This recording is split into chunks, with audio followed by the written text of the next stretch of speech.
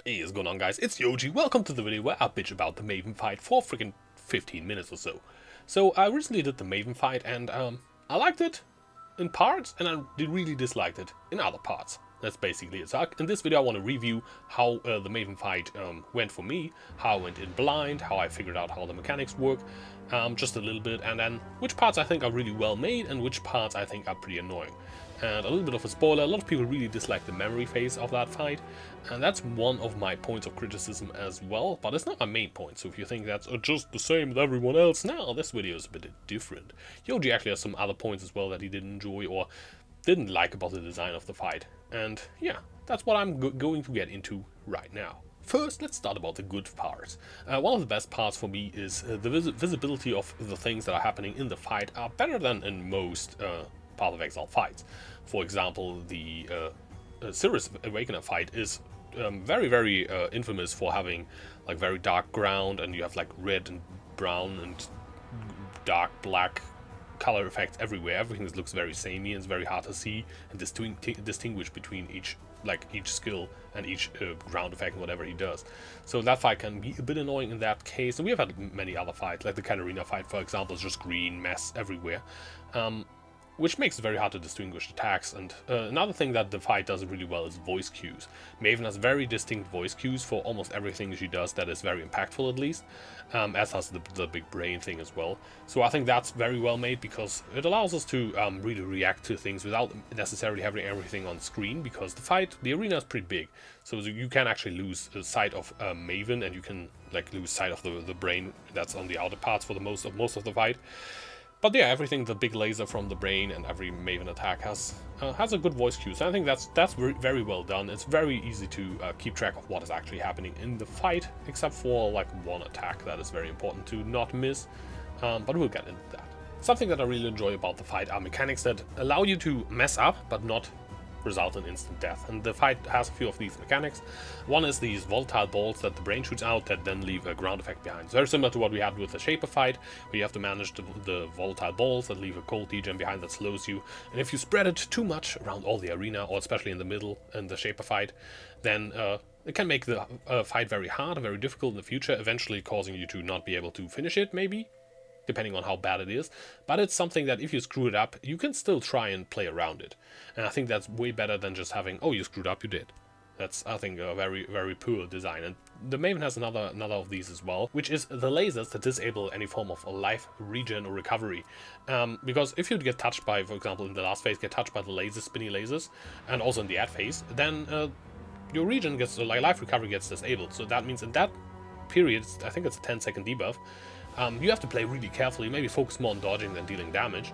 This won't outright kill you, but it makes you very vulnerable to being killed, and really changes how you have to play for 10 seconds. I think that's a really cool fight design part that I really enjoy, is yes, you get hit by the laser, but that doesn't mean certain death. You get hit by something you shouldn't get hit by, so you're getting penalized by a debuff. That is very impactful, but it is an instant death, and I think that is really cool. It's way better, as I said, than just hit laser dead or take damage. Okay, you have to regen it. No, it's like, okay, now you have to be careful for 10 seconds, like really careful. And I think that is pretty amazing, and it really ups the stakes as well if you get hit by it. Yeah, another thing that I just mentioned, the ad phase. I think the ad phase is kind of cool. It's what she does during the ad phase, aside from the spinny lasers, is Maven spawns bosses, random bosses that can be all map bosses, which just gets spawned in as ads. And I think that's really cool because every time it's a bit different. You have to play a bit different depending on which ads you get. It's also a bit annoying because it can really, like, RNG can really impact how difficult the Maven fight is. There are certain bosses, if you get those, they are really hard. I think they fixed most of the issues where, for example, the race course boss could spawn in with a reflect aura and just so you can off yourself. That doesn't happen anymore, and I think they'll probably fine-tune maybe one or two of the other bosses still as well. But overall, I think that's a really cool ad phase, definitely one of the more interesting ones, definitely more interesting than, for example, Shaper, who just spawns like normal, very unspectacular mobs. So yeah, that's pretty cool. Now for some of the bad parts that I really didn't like, and one part I really did not enjoy is that there's so much stuff happening. There are like these little volatiles happening in Maven's auto-attacking, and there's like all sorts of weird volatile balls, and being shot out and being spawned and being like being attacked with.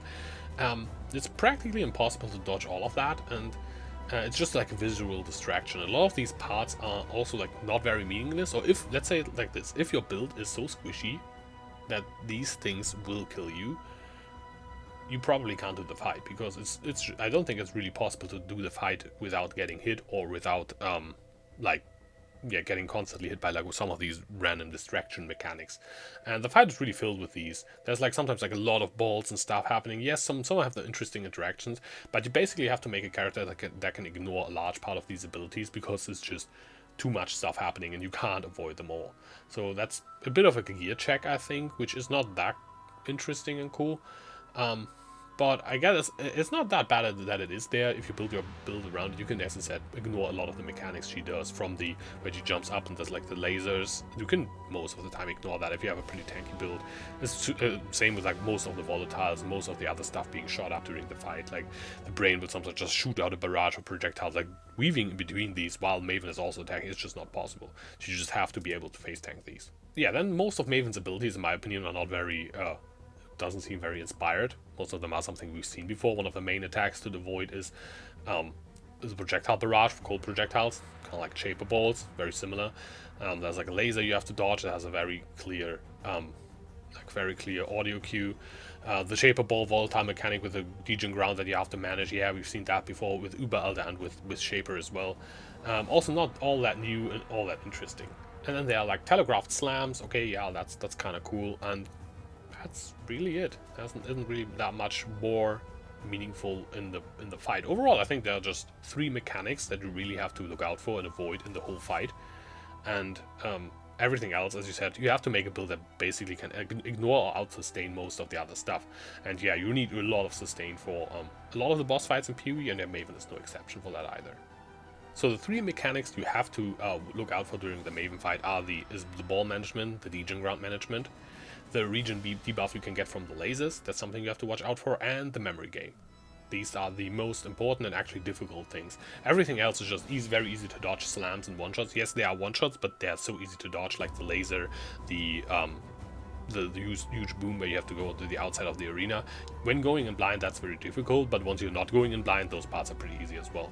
So your build must be able to basically tank, or at least like partially tank, most of the other random stuff, or kill Maven so fast that she doesn't get to spam them as much.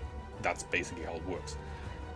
So as I said, ball management is fine. I think we've seen that before, and I think it's a skill-based mechanic. It's a cool mechanic, having to manage the ground effects. I think don't mind that it's there. I just think it's a bit uninspired because we have seen it so often before.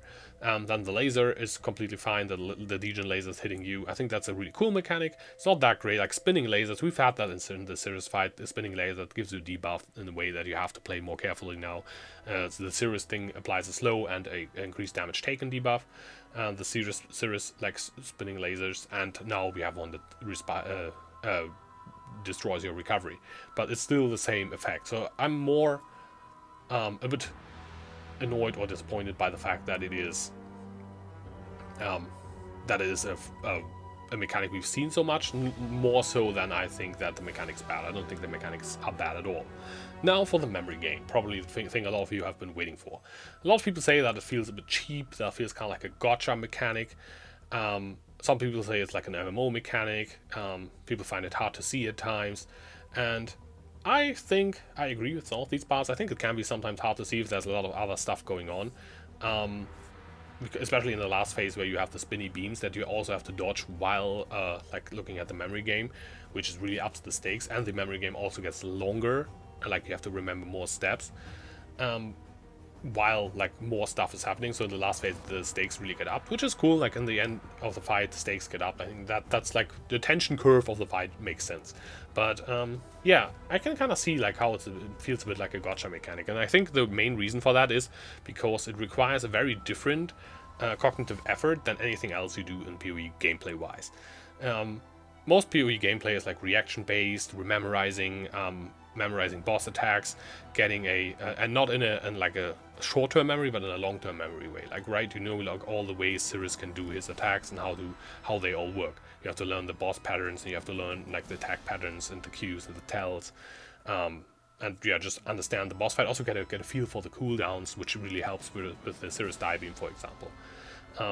While this requires you to now focus on short-term memory for a while, and that's something cognitively that you just don't do in PoE at all otherwise. Like nowhere else you have to do that in PoE. There's no boss, nothing that requires you to activate your short-term memory. Most of it is long-term memory, muscle memory, getting used to, getting practice, getting like in the zone and doing this stuff.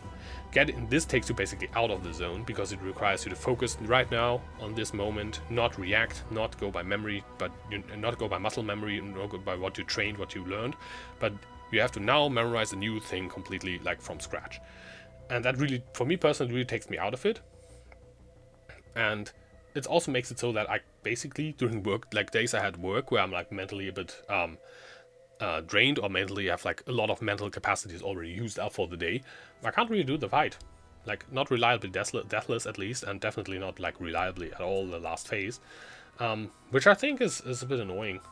If I want to do Maven during the week, I basically like risk losing the set, because at least that's how it works for me. If I come home like after a long day of work, playing with the kids afterwards, doing like some homeschooling homework, and then suddenly it's like, oh yeah, by the way, remember this 7-step sequence? I'm like, just not happening.